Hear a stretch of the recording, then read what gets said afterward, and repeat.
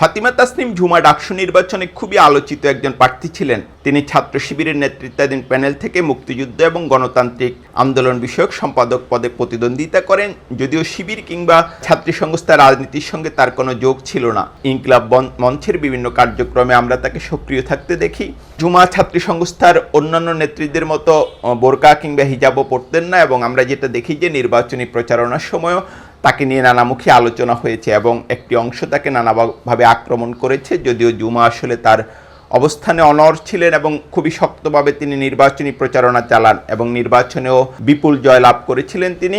সম্প্রতি একটি টকশোতে তাকে উপস্থাপিকা কাজী জেসিনের করা একটি প্রশ্ন নিয়ে সোশ্যাল মিডিয়াতে নানামুখী আলোচনা চলছে, বিতর্ক চলছে। আমরা যেটা দেখি যে সেই টকশোটিতে ঝুমা একটা বড় কাপড় দিয়ে তার মাথাটা ঢাকা ছিল। তো কাজী জেসিন তাকে শুরু একটা প্রশ্ন করেন যে আপনাকে সুন্দর লাগছে, কথা বলে তিনি যেটা জানতে চান যে আপনি যখন নির্বাচনী প্রচারণা চালিয়েছিলেন তখন যেটা বলেছিলেন যে ঢাবির যেসব নারী শিক্ষার্থীরা বোরকা পরে না আপনি তাদের প্রতিনিধিত্ব করছেন এই প্যানেলে, কিন্তু এখন আমরা আপনার মধ্যে যে পরিবর্তন দেখছি এটা আসলে কিভাবে হলো, কেন হলো।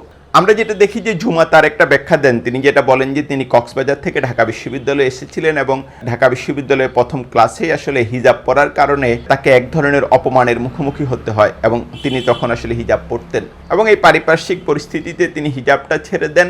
ঝুমা এটাও উল্লেখ করেন যে হিজাব যে শুধু ইসলামের বিধান তাই নয়, এটা এখানকার ঐতিহ্যও বটে। তো যেটা বলছিলাম যে কাজী জেসিনের এই প্রশ্ন নিয়ে নানামুখী বিতর্ক আলোচনা চলছে। কাজী জেসিন নিজেও একটা ব্যাখ্যা দিয়েছেন। তিনি যেটা বলেছেন যে আগে যেমন রাজাকার ট্যাগিং করা হতো, এখন ইসলামোফোবিক একটা ট্যাগ করা হচ্ছে। এবং আমি কাজী জেসিনকে আসলে আরও কয়েকটি টকশোতে এটা দেখে বলতে শুনেছি যে তিনি যেটা বলেছেন যে আগে যেরকম ট্যাগিং হতো এখনও ট্যাগিং হচ্ছে, কাউকে ইসলাম বিদ্বেষী ট্যাগিং করা হচ্ছে। এনসিপি নেত্রী ডাক্তার মাহমুদা মিতু, আমি তাকেও যেটা দেখলাম যে এই বিতর্কে সামিল হতে তিনি ফেসবুকে একটা পোস্ট দিয়েছেন। সেখানে তিনি লিখেছেন, ডাকসু সম্পাদক ঝুমা কেন মাথা ডাকলো এই প্রশ্ন করার অধিকার মিডিয়ার নাই।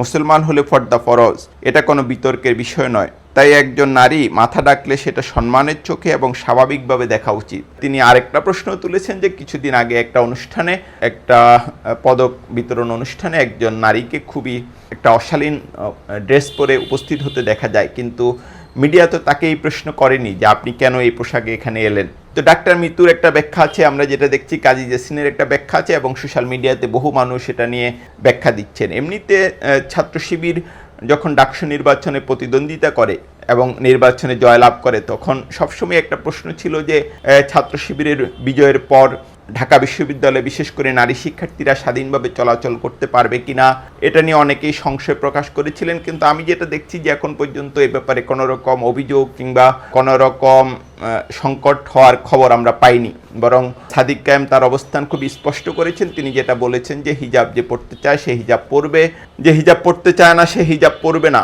এবং এই ব্যাপারে সবারই স্বাধীনতা থাকবে, তারা এ ব্যাপারে কোনো রকম হস্তক্ষেপ করবেন না। আমরা যেটা দেখি যে হিজাব পরা নিয়ে বাংলাদেশে গত অনেকগুলি বছর ধরে নানামুখী আলোচনা চলছে এবং সমাজে হিজাব পরা নারীর সংখ্যা আসলে বাড়ছেও, কিন্তু তারপরও আমরা যেটা দেখি যে বিশেষ করে বিভিন্ন উচ্চশিক্ষা প্রতিষ্ঠানে হিজাব পরার কারণে বহু নারীকে হেনস্থার শিকার হতে হয়েছে, বিশেষ করে আওয়ামী লীগের শাসনামলে। এটা কিন্তু আমাদের মনে রাখতে হবে এবং এই যে আলোচনা বিতর্ক এর পেছনে যে সেটার একটা ব্যাকগ্রাউন্ড রয়েছে সেটা আমাদের স্মরণ রাখতে হবে এবং আমাদের আসলে প্রত্যেকের স্বাধীনতার প্রতি শ্রদ্ধা দেখাতে হবে।